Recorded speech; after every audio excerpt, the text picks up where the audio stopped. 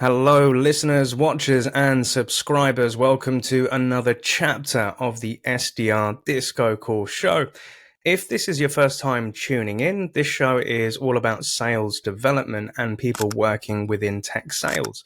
And I look to find great people from across the industry to figure out how the hell did they get into this type of career, what have they learned, and what best practices they can share with yourselves so that you can become happy sellers. And my name is Neil Bhuiyan, your host. So with the guest that we've got today, as a true sales professional, I'm always looking for referrals when it comes to leads. And I'm really happy to say that one of our former guests, Andy Laws from Braze, I asked him the question of, hey, Andy, do you know anybody that would be a great fit for the show? And he said, yep, I definitely got a guy for you. And this guy was introduced to me and we met a few weeks ago and here we are today. So guest, can you introduce yourself? Who are you, sir? Hey Neil, a pleasure to be here and thanks for the invitation. I'm Luis Buitrago, BDR at Braze. Bom dia, Luis, and thank you very much for joining us. So, Luis, where are you based in the world, sir? I'm based in London. Love it. And as mentioned, you're a BDR at Braze. And what does Braze do at a high level, Lewis? Braze is a marketing automation platform. So for people who are not familiar with the space, companies, brands use Braze to communicate with their users across different channels: email, SMS, push notifications, etc. Love it. In the world of customer experience, love that. And just out of curiosity, because I think it's a question I don't ask as much nowadays, is who are the type of personas or prospects that you mainly reach out to or speak to whilst you're a BDR at Braze, Lewis? Mainly marketing teams. Some companies have CRM teams.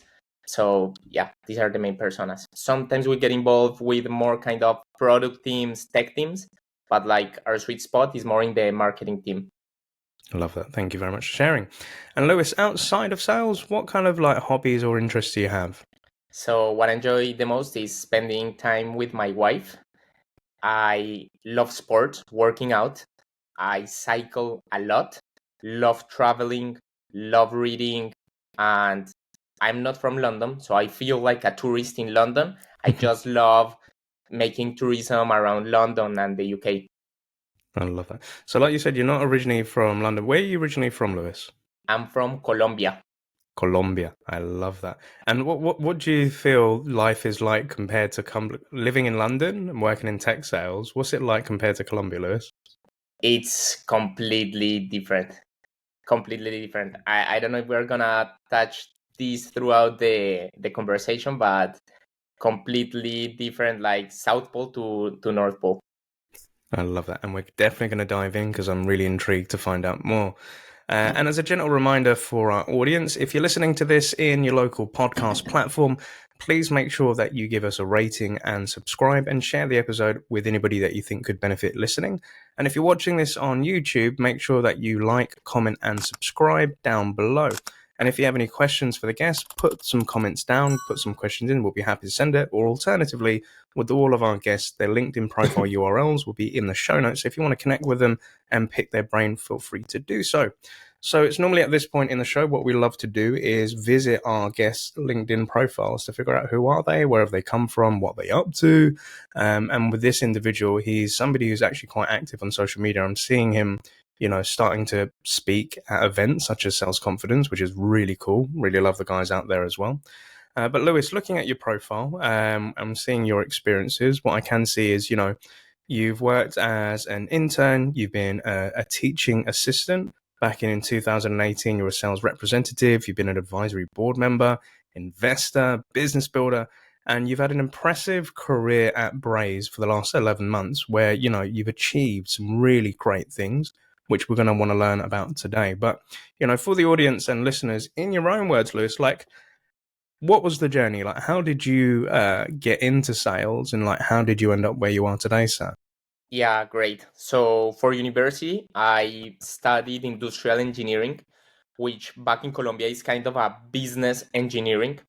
And the traditional path of my peers who studied with me was either going to a big consulting firm, to finance, to an investment banking firm, private equity. Back in the day, VCs in Colombia was not that famous, but that was the traditional path.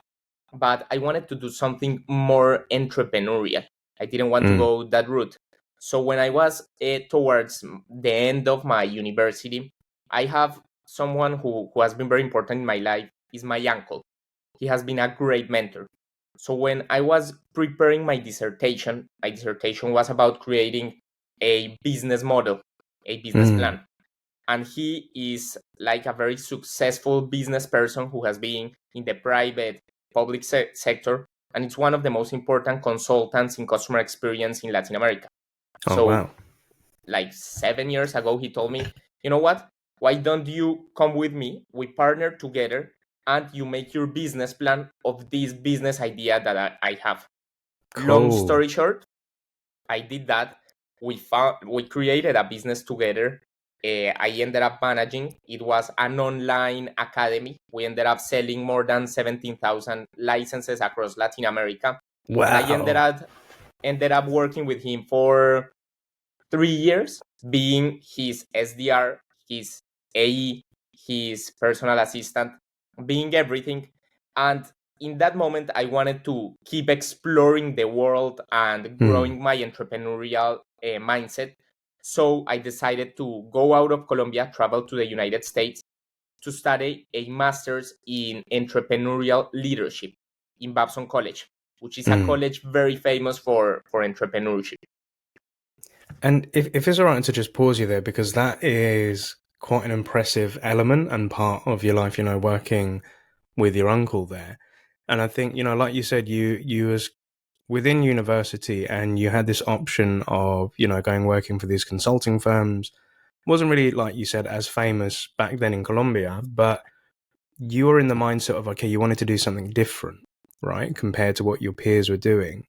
And then, you wanted to build a business and you had the, your great opportunity with your uncle, who was a successful person as well, to launch a business.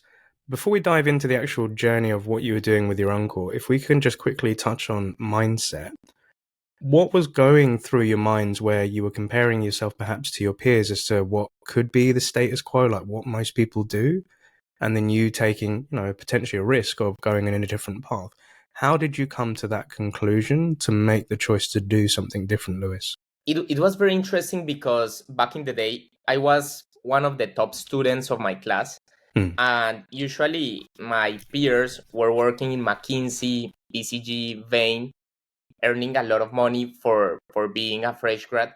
And like I was working with my uncle, which that's not particularly like impressive in the eyes of other people. And mm, I questioned a lot myself because it was very entrepreneurial. There was not a formal role. We were creating the role. We didn't have an office. We didn't have a team. So it was me with myself between my living room and my bedroom from 8 to mm, 8. And mm, 5 months in the role, I told my uncle, like, I don't know what to do. I don't know how to sell. I don't know who to call. But it was very interesting because I just tried, like, trusted the process, have confidence in it. My uncle played a significant role as a mentor, was mm. very consistent. And looking backwards, like in those 3 years, like the growth, the skills I learned, the people I met in the journey, and also in concrete terms of business results of the money that we were able to make together, it was impressive. Wow, that's pretty cool, dude. And I'm curious to know as well, as you mentioned, your uncle who had experience within business and being successful, and you're working with family, and you're saying he's a great mentor to you. What were the kind of like difficult conversations, or the difficult questions that you were bringing to him when you were trying to figure this out? How did those conversations go, Lewis? There was, and he's a person, he's part of several board of directors of Latam companies. So one day I called my mom. I remember this perfectly this day. I called my mom and I told her, you know what, I'm not feeling it. Mm, I'm not feeling it. And she called my uncle. She confessed this to me like 3 years later. I didn't know back then. And my uncle was stressed, like what I'm doing with the future of my sister's son, mm, what I'm doing. So we went to a cafe and he was like, you know what? Give the process 3 more months. Let's do it. Let's try. And if after 3 months you don't feel it, I promise that I will put you in touch with A, B, C, D, E companies, and the opportunities will open.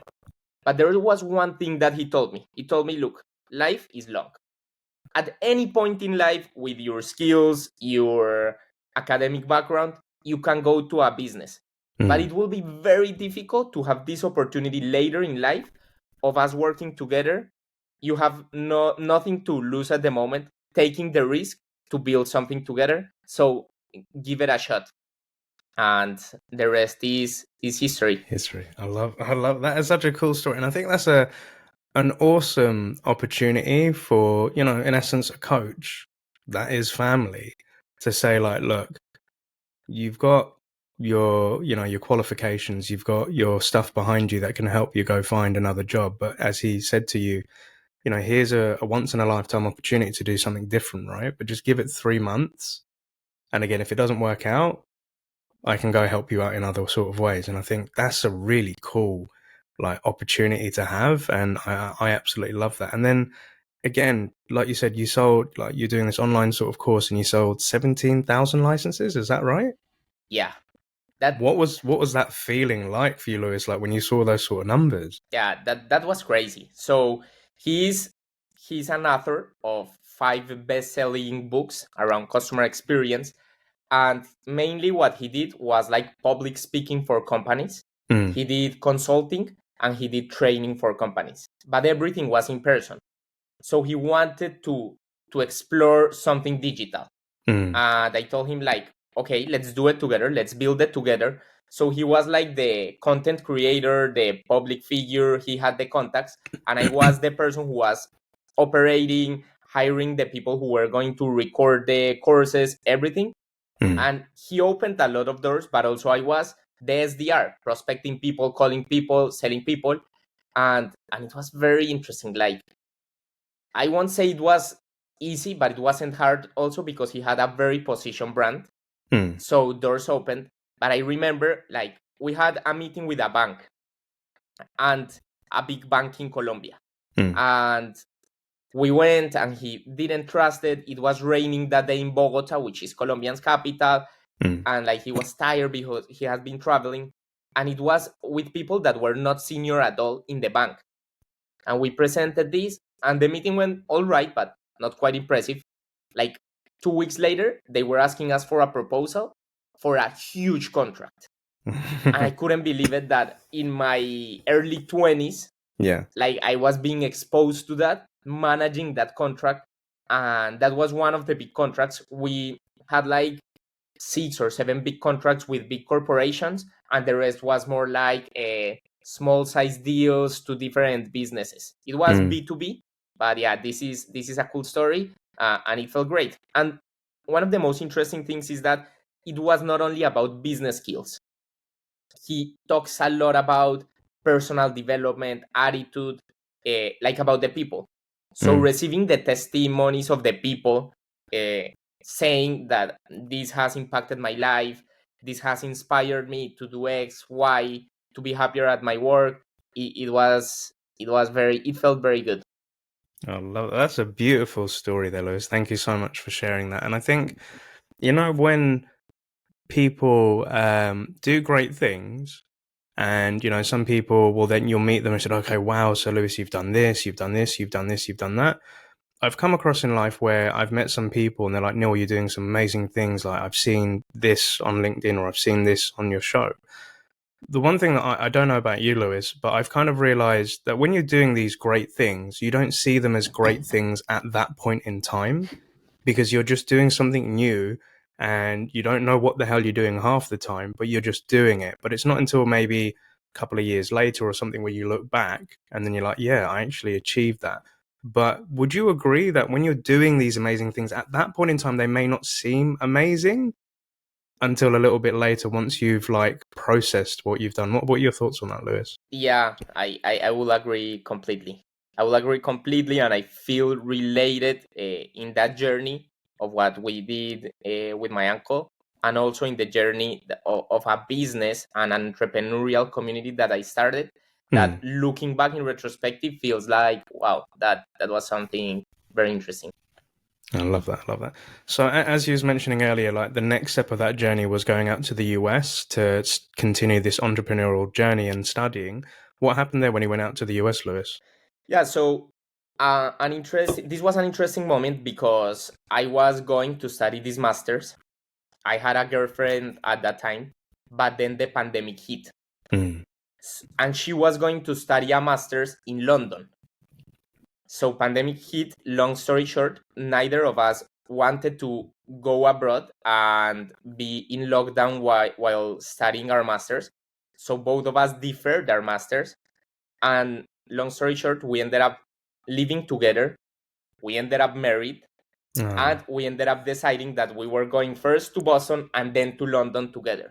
And in Mm. the meantime, professionally, I had in my mind that, okay, like this stage of my career with my uncle is over. I'm starting a new chapter with my education, but it wasn't over. I had one more year. So Mm. I kept working with him, developing projects in the context of the pandemic. And in that year, I started a business as well. So I Oh, started wow. creating content on Instagram Mm. around entrepreneurship. And I started interviewing business founders in Colombia every week on Instagram Lives. I don't know Mm. if you remember, but back in the pandemic, like Yeah, yeah, Instagram yeah. Lives became Yeah, it very was a popular. thing. Yeah. So I started interviewing 30-minute interviews every week, and I started creating this social media, which like never became viral, and I never became famous or nothing like that. But I created a significant community there. Then people started reaching out, and I started creating a business around it, and have run that business since then. It's now Mm. 4 years with that business that now I do it like as a side hustle, Mm. but it is still there. I love that. I love that. And the journey of lockdown love, finding your future partner and getting married, that's so freaking awesome. Like, congrats to you for that. And like you said, deferring your masters for another year, but then kind of creating this little side thing using social media and becoming a content creator, because that's exactly what happened to me, right? As a sales trainer, pandemic hit, and as a freelancer, I lost my only client as an SDR trainer and manager. And I had this period of time where I had no work, and I was like, "What the hell am I going to do?" And I've learned over the years the best way to help yourself is by helping other people. So I was doing Zoom chats like this, helping other SDR people, and always sending them links to other content creators of podcasts and shows for sales. But the feedback I kept getting was they're not resonating with the people that I'm sending them to, because they're still new into the career of sales and they don't really fully understand stuff. So this is how that show got created. And during that pandemic, I saw a lot of people pivoting or doing something new that they hadn't done before, and content creators were becoming like, was a growing phenomenon on TikTok. Yeah. I didn't see it as much on LinkedIn back then. I saw maybe a couple of more webinars per se, but not interviews like we're doing right now, right? But seeing that you're one of those people that took that step, there's a lot of people on my show, and there's a lot of people that do approach me, and even like with Andy, when I spoke to him on, he said, "What advice would you give like when you're creating content and you're doing media and stuff like that?" Lewis, for somebody that's been doing it for a while and has done it, and has it as a side hustle, what advice would you give to people that want to go into content creation? It's better done than perfect. Could you elaborate? Yeah, I think that a lot of us, and it obviously happened to me, like fear a lot of what other people are gonna say, or overthink a lot of what's the perfect message, the perfect video. But I think that it's about doing it consistently, Mm, and that way you will get yourself out there, but also you will really learn on how to create content by doing it, not mm. by planning how to do it. That's how I think about it. Yeah, you're right. And I think there is that fear of, I don't know if it's so much of a fear. I think some people, and this was true for myself, where I used to see other people creating content and I was like, I want to do that. And when I was in the early days of creating stuff, I was trying to make it so polished that it looked like the other people that I was watching. But what I had to learn is they started from somewhere. So, I've sometimes watch or listen to Joe Rogan on his podcast. But when you look at the early videos, they're really bad lighting. They're in a small room. They're close to like a big camera.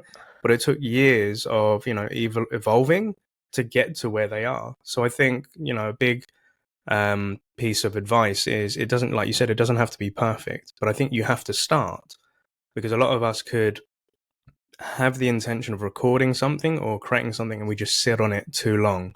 It sits on our hard drive, it sits on a laptop because we're fearing, oh, when are we going to put it out and stuff, right?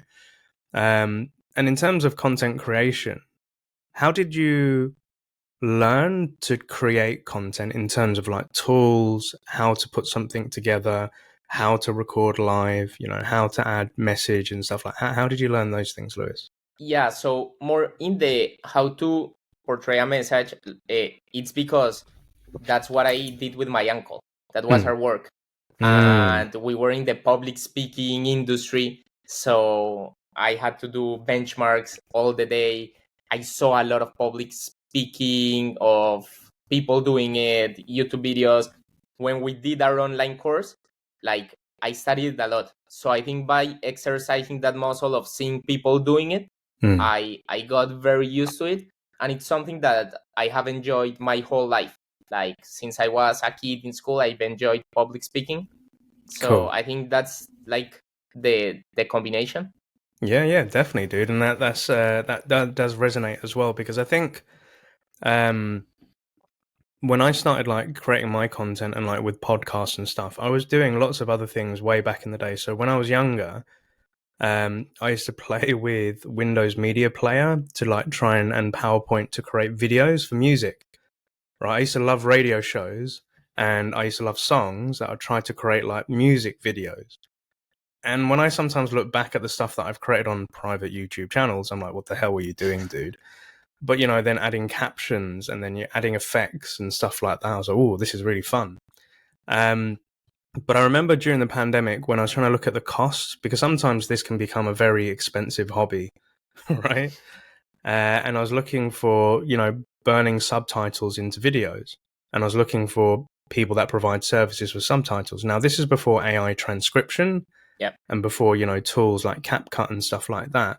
But people were saying they were quoting me like 5K Wow. to subtitle a video, like have it transcribed and everything like that for like a 3 or 4 minute video. And I was like, dude, what? That's crazy. So then I went online I went on YouTube to see how other people do it. And then I found tools and stuff like that, and I started using it. Then I started putting videos together. Then with HappySelling, I used to do like online training, but it was always live. And then I tried to create, videos for a remote course or, like a recorded course. And I didn't really know how to put it all together. And, I just parked it. But then a few years later, I had an opportunity to create a HappySelling online course. But Yeah. I'd learned all the skills of video editing, audio editing, subtitles, transitions, effects, and then I can create stuff today. And I sometimes sit there and think, if I didn't fool around back in the day playing with stuff, I wouldn't know how to do that sort of stuff today. So I think there is an element of just try stuff without the intent of creating the best product in the world, but trying these skills out and going online and learning and watching how other people did it. Because when somebody quoted me 5K for subtitles, I was like, right, I'm going to go learn how to do it myself. And equally, when I used to see people's intro videos with like, images and icons flying around, I learned about green screens, adding Mm. PNG files to stuff. And okay, I'm getting a bit too technical here, but this is all self-taught. So sometimes when people come to me and say, "Oh, Neil, who does your content creation? Who does your editing? And like, who does all your special effects?" I'm like, "Me, boy," because I've learned that. And then they say, "Oh, could you do it for me?" And I'm like, "I don't know if I have the time, but here's the links of how I learned to do it." And then I send it off. And then some people say to me, "Neil, you could make money out of that." And I was like, "Yeah, but I don't want to make money out of it. I just want to do it for myself, right?" Yeah, makes sense. But so anyway, we're digressing, but thank you very much for the insight on content creation, and I love that. So I'm curious to know, like, how did you make this transition? Getting into Braze and like working in that tech sales company, and like being in London with your partner. You're getting married. How did you end up at Braze, Lewis? Yeah, so when I did my master's in the US, and we knew that it was gonna be for 1 year, and then we were moving to London. because she was going to study her 2-year master's in child psychology here at UCL. So I started looking for jobs. And since I had like this entrepreneurial background, also a sales background, one of my main focus in terms of industries was SaaS, tech sales. And to be honest, initially I started looking for account executive roles because I thought to myself, I have some experience. I'm gonna do that. But it was tough. Like I didn't get invited to interviews, not a single one. So Oh, I really? took a step back and then and got feedback and advice in two ways. Like first, it will be easier to get a BDR role, and second, it will be great for you to develop skills to learn about the industry. And if you want to be an account executive like tomorrow or in the future, the skills that you will learn being a BDR will be great. So then I switched my job hunt strategy, looking for BDR roles. And luckily enough, I was contacted by Eve, a recruiter from Braze, and we started the interview process. And luckily, I ended up in an amazing company, and I have been there for the last almost a year now. Yeah, I love that. So as you said, like you was given the advice on 2 points, right? The first one was, you know, go for the BDR role because that would be easier as the first point, stepping stone, and then obviously take time to enhance your skills to make you successful in that role.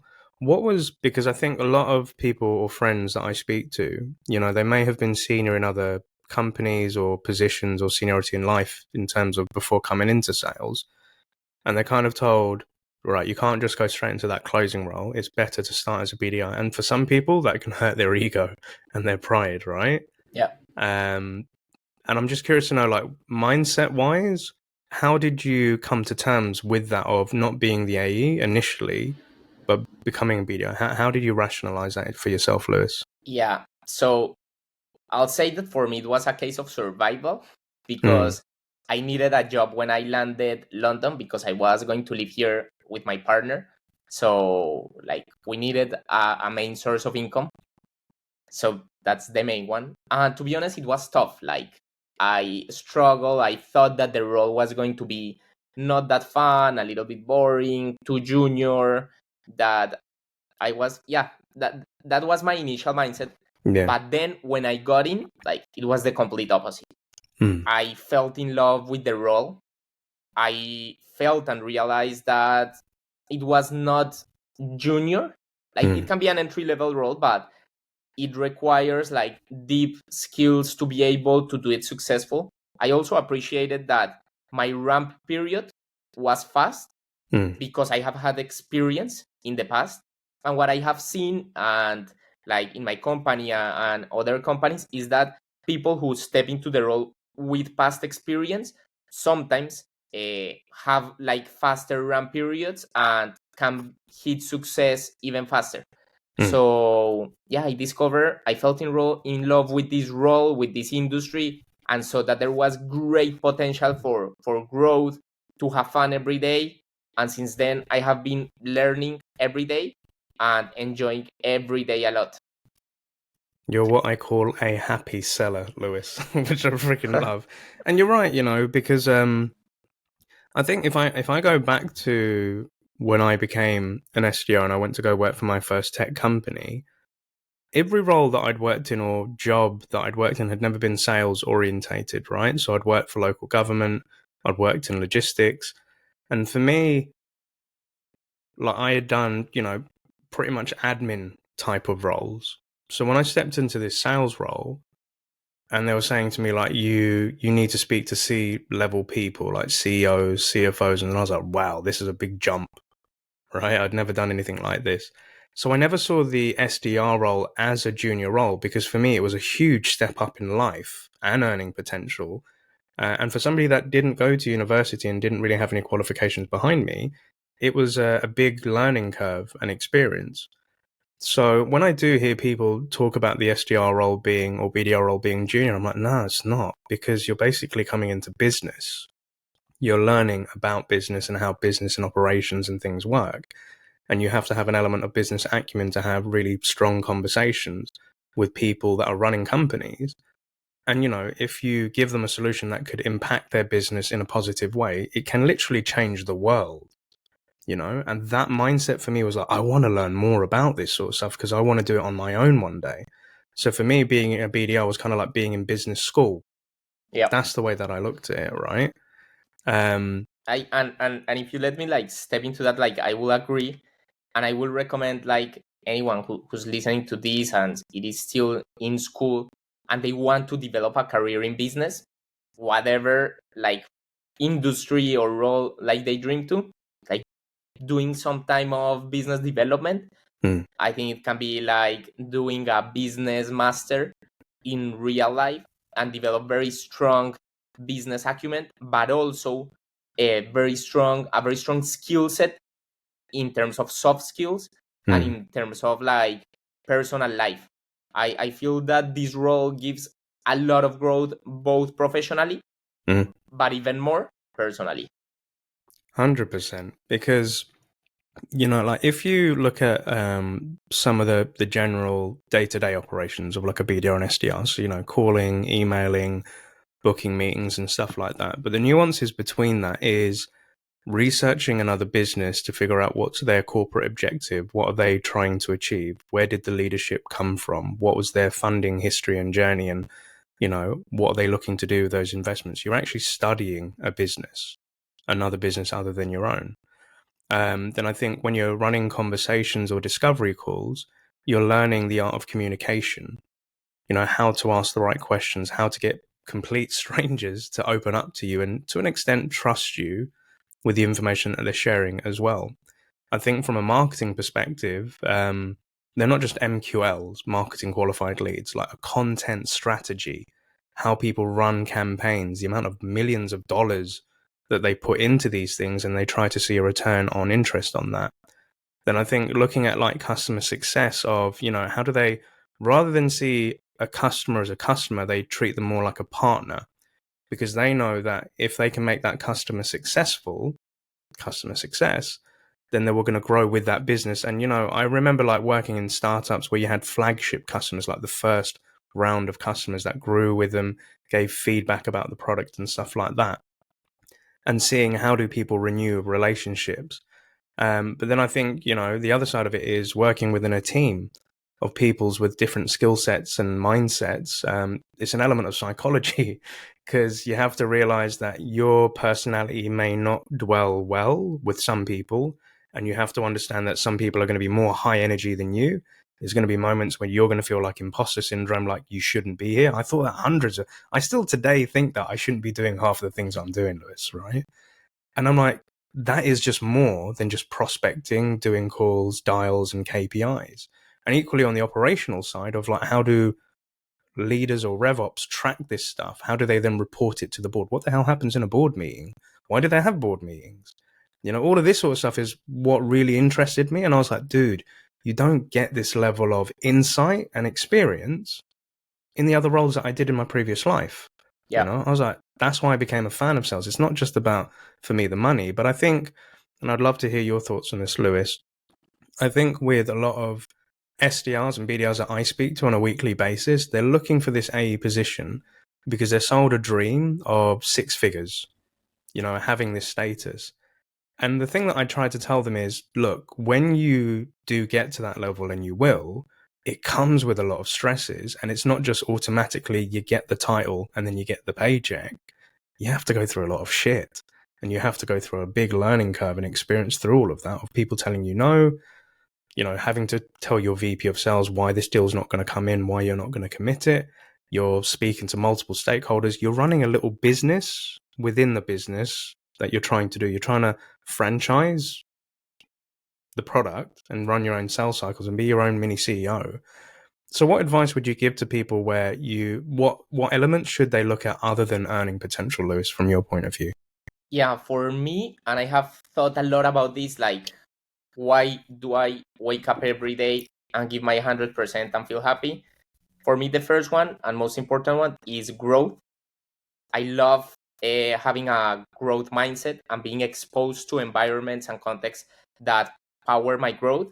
So being in this context scenario where I am outside of my comfort zone, like you just mentioned it, all the growth in terms of business acumen, uh, business knowledge that you can gain, it's huge. But also in the soft skills, in your personality, having difficult conversations, communication skills, like is huge. And I think that every day is different, new challenges, different challenges. So there's always room for growth. So I think that's a massive one for me. Second one, I feel it's fun. And like, I think that, and I don't think that everyone should be a BDR, like just people who find it fun. And I hear a lot of people like want to get into this career like for the earning potential, which I respected, and I think that it's an important component. But I think that that's the only component. It's very difficult that you are gonna be successful. I think that you need to add a little bit of enjoying it, have fun, and I genuinely enjoy it. I enjoy having a target, uh, proving myself and trying the best that I can perform. Something that I enjoy a lot. And the third one is I love business. I love like the game of business. And I think that being a BDR gives me a lot of these like entrepreneurial exposure to being exposed to business problems, trying to solve them, but also like playing the puzzle of how to put the pieces of the puzzle within your stakeholders. And that I love that. It's like a game of chess, and you're like trying to learn the moves as to how to move things forward. I totally agree with that, and I love that. And so there's two kind of topics that I want to cover and make sure that we get in today's episode before we end. So the first one is, so you're somebody that's hit quota, and looking at your LinkedIn where it says FY24 Q2 set historic record of the most sales qualified opportunities in pipeline. Congratulations, and you had like a previous really good quarter. When it comes to high performance and like being a top BDR and like overachieving and hitting these quotas and targets and KPIs, etc., how do you do it? And what advice would you give to somebody that's maybe got this dream of wanting to hit these high numbers and become a high performer? How does Luis do it? And what advice would you give to those people that want to become that?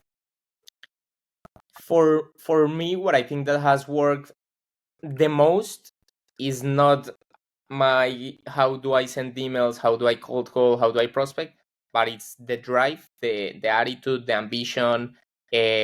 So like just waking up every day and having that attitude to crush it. I think that's the main thing. That's the main layer. And I think that talking about more tactical or day-to-day operations, it works for me a lot to prospect in all channels, to prospect every day, like be consistent, and not because the meeting that we book for tomorrow, no, the sequence that we create today might land a meeting in 1 month, which might land an opportunity in pipeline in 2 months. So if we are not consistently prospecting absolutely every day, like our pipeline will be dry, and it will be very hard to have like that consistent results in terms of opportunities to pipeline. And yeah, I don't know if you would like to go deeper in any of this, but that's high level what I think. I would love to go a little bit deeper. I think, that consistency piece, because I agree with you, like working in sales and being a manager or being that SDR previously, what I was taught was, Neil, whatever your Q1 conversations are will be your Q4 closes. So if you don't plant the seeds at the beginning of the year with your prospects, then nothing's going to come into fruition at the end of the year. And Q4 is the most important, quarter for most businesses before fiscal year ends, right? And another point was, right, running my own business for 6 years, I never take time off. I haven't really had a holiday. And, when I see people say, oh, I'm going on holiday, it's summer, things are dying down, it never dies down for me. I never stop, because I'm like either prospecting each month, I'm either doing a show, I'm either creating content, I'm just always constantly going. And some people say to me like, Neil, you need to take a break, which I agree with. But here's the other side that I look at it, Lewis, is sometimes people take holidays, and this isn't a blanket statement for everyone, but sometimes people take holidays to escape from a job or a 9 to 5 and a career to go live a fantasy life of 2 weeks of all inclusive drinks, Caribbean sun, and whatnot, to then come back to something that they have to do day to day. But when you love what you do and you really freaking enjoy it, you don't feel the need to have a holiday or a break from it because you fucking breathe and love it as well. Yeah. So, like that piece, as you said, And, like keeping consistent. Could you tell us how is it that you keep?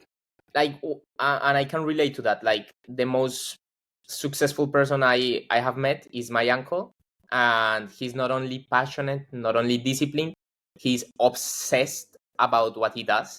And also, like, in my time at Braze, I see that the top performers are those who love the game, who treat this as a game, find it fun, and those who are stressed about the quota, about thinking about the commission they're gonna make, don't perform that well to those who are just like treat it as a game and have fun and put the work and execute towards it. I love that.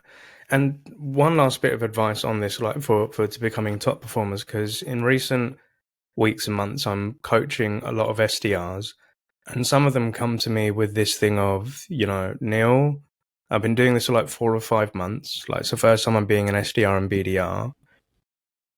Doing this stuff day in, day out, it grinds me down. And sometimes I'm starting to find it boring.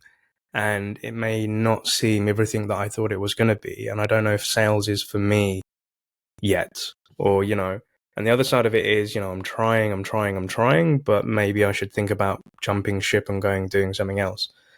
Now, the coach in me is like your uncle, just give it another 3 months, try this out, because, you've hit this plateau and there could be something that could really take you further. And the other thing I say to them is it's totally normal to feel that way, because I've felt that multiple times, not only as a BDR, but as an AE, as a company founder, as a podcast host. I feel it all the time. It's normal.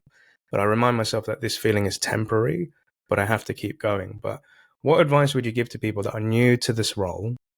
They've been doing it for like 4 or 5 months, and they hit that lull, and they're just like, I don't know if this is for me. What advice would you give to them, Lewis? So, 2 main pieces of advice. The first one is to not stop doing it, not stop prospecting because things are not working. So what I think that will be the worst case scenario is that you are not landing meetings. So you start thinking, my emails are not good, my calls don't work. So it's like a loop, and falling into that paralysis analysis is the worst thing. So just keep doing it. But the second one is also, if you keep doing things as you are doing them, probably results will be the same. So be open to learning. Like, I am obsessed in listening to podcasts, such as your podcast, and there are a lot of resources out there. I follow a lot of LinkedIn creators. I love to read. So also consume content, read, talk to high performers. In my first months at Braze, I scheduled one weekly meeting with each of the high performers of the BDR team, like to learn what they were doing. So talk to people, talk to the account executives, to your manager, to the people in your business, in other industries, and be open to learn. Like, absorb as a sponge everything you can do, but keep pushing that into execution, experimenting, executing. Because if you only fall into either of each bucket, it won't make it. I think that the combination of both is what will end up driving the results down the line. That's some solid, better advice than I've given, and I'm going to steal that for the people that I'm talking to at the minute. So thank you very much for sharing that, Lewis. And the last point that I wanted to talk about, which is something very interesting that we spoke about before we got onto the recording, which was in-person prospecting, right? And I don't want to steal the thunder here, Lewis, but could you tell us a little bit more about your going to companies and your in-person prospecting? Yeah, sure. So it's something that has worked very well, and basically is showing up at the prospects' offices, bringing some swag from Braze, or buying I don't know, some donuts, and I just show up at the reception, and I am like, hey, I'm looking to speak to Neil. And then the person of the reception will be like, oh yeah, do you have a meeting with Neil? And I am like, no, but he will probably be aware of me. I'm Luis from Braze. Can you tell him if he can receive me for coffee? I have some donuts here. And the interesting piece is that a lot of times, like, I cannot break into the office, but I leave the donuts with the person of the reception. I take their name, I take a picture of myself, and I send an email like, hey, donuts with Luis from in the reception. And it gets a lot of replies and spark a lot of conversations. Also because people like feel like, oh, like, what's this guy doing? They feel that they want like to give back. They feel grateful. Sometimes they don't reply, which is okay. But sometimes they are like, oh yeah, come in. Maybe Neil is not here, but his colleague can receive you to see what do you want to speak about. And I don't show up like blindly cold. It's two people that I have prospected a lot via email, via phone, LinkedIn. So it's people that when they hear my name or my company, it might ring a bell. And I have had stories of very top accounts in my territory that I have cracked by showing up at their offices. Dude, that is so freaking awesome. Like, I am gobsmacked. And the other question is like, Neil, why the hell didn't you ever do that, right? But that's pretty amazing. So if like, so we talk about prospecting where, you know, we can send videos, we can send emails, and that's all digital. And there is, you know, the prospecting of physical gifts or physical gifting, where you will contact a company and they'll send something on your behalf. And, you know, there is the power of writing a handwritten letter. But we have your boy Lewis, like coming to the business with a box of donuts that everybody loves freaking donuts. You go to the reception, you know, ask for that prospect. You've probably been prospecting them ahead of time, so they should be at least familiar with the name of Lewis or Braze. You know, you take a picture of yourself with said donuts. Like if you're going to hand them over, you take the name of that receptionist. And in some instances, as you said, you know, it has succeeded you in having a discussion with that person. Some people don't get back, and that's fine. But I don't know anybody that's doing that, Lewis. And I'm very curious to know, when you came up with the idea and then you put that to your manager, what was their initial reaction? I like, it's not my idea. I have heard it, and I have heard it of some people at Braze doing it. But it was last year. We were having an event here in London, and I wanted my top accounts to attend that event, and they were not replying, and they never replied to my emails. And I was like, I'm going to show up at their offices to see what happens. And it was a very like, it were 2 days where I went around London. Like, I had so much fun. There was one story, like a very famous burger chain here in the UK, where I arrived, I put the location in Google Maps and I arrived to it, and I didn't find the offices. Like, it was like residential. But then I saw it and I was like, okay, but it seemed like a set of houses. And I rang the phone for them to open the door, but no one answered. And then a guy from Deliveroo arrived, and he got in, and I got in like like chase him, and I Yeah. started like going, and I saw the logo of this company, and I started going in, knocking doors. No one replied, but all of them were open. And it was crazy. At the end, I end up like in the middle of the office, and I was like, hey, and the people are, oh, hey, like, what are you doing here? And I'm, no, I'm looking for that. And then someone was like, oh, he's not here, but I work in his team. Come, let's have a coffee. And it sparked a very Wow. interesting conversation, uh, which they end up attending the event. And since then, since I saw concrete results like of those days doing it, I have been doing it, and it has worked very well, and I enjoy it a lot. It's very time consuming, so I only do it like for my top accounts. Yeah. But yeah, it's a nice one. Like, when, if someone is not replying to your emails, to your calls, it's very rare that they are gonna reply if you keep emailing them. So maybe trying something different. I also, like, to, at that note, have like attended industry events. And yeah, that's another topic. But similarly, like having a way to meet them in person, to be able to speak to them. And like it's crazy how people are open to speak to you. Like we believe because we never get replies as BDRs that no one wants to speak to us, but people love speaking to people, and if you are human, it works. This is an SDR disco call first. I've never even heard anybody do this, and I'm going to be thinking about this for myself. I might have to start doing this. But you're right. When you go meet people face to face, you're bypassing the gatekeeper for one. Secondly, you're putting a personal element to this, but you're adding an element of creativity to your approach, and you're putting a very human approach, right? And I think with a lot of us within sales, we will sometimes follow plays or books or sequences set by other people that have done it before because it's very automated and you've got the blueprint. But what you've just done there is you're creating your own path and your own way of doing something. And that makes you freaking memorable. Everybody's going to remember Lewis, that guy with the donuts that came in and had a chat and a coffee. That's freaking amazing. And that is very entrepreneurial. You're literally like, it's got me very excited, Lewis, right? As you can probably tell. And I think a mantra that I have in life is if a lot of people are looking for the key of success to open the door, and I'm like, if you can't find the key, break the fucking door down, right? Yeah. Just do it in a different way. Do it which separates you from other people. And it might seem crazy and kooky, but if it works, like hats off to you, dude. So I think one day we're gonna have to meet for donuts, Lewis. I think that's the conclusion I've come to. Yeah, of course. Let's do it. I love that. All right, Lewis, it's been an absolute awesome chapter and journey with yourself. So, Lewis, the question that I ask all of my guests is, if you could give 3 bits of advice to a younger Lewis who's just about to embark on this journey, coming out of university and he's thinking to do something different other than what his peers are doing, what would those 3 bits of advice you'd give to that young Lewis? One is take a lot of time understanding and looking who you are going to marry. So that's for me. And I don't mean that everyone has to be married or that everyone wants to spend their life with a partner.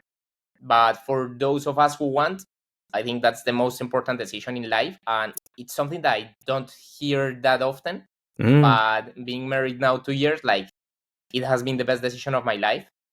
Second one, yeah, and you mentioned it throughout the show that you think that the best way to help yourself is helping others. So second one is help absolutely everyone you find in your journey without expecting nothing in exchange. And the third one is have fun.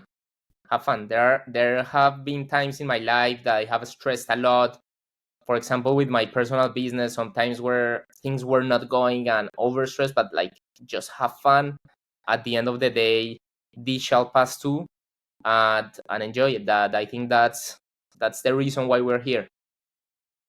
Spoken like a true entrepreneur, dude. I freaking love that. Thank you so much. And are there any shout outs or kudos that you'd like to give on today's show, Lewis?